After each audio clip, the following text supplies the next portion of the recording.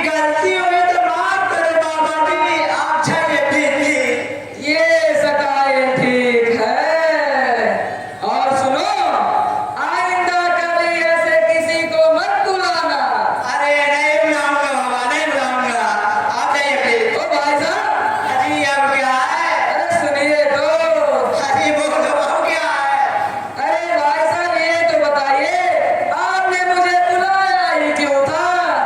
अजी बाबा जी देखिए, मैं केवल इतना जानना चाहता हूँ कि यहाँ पर इंक्वायरी ऑफिस कहाँ पर है? क्यों?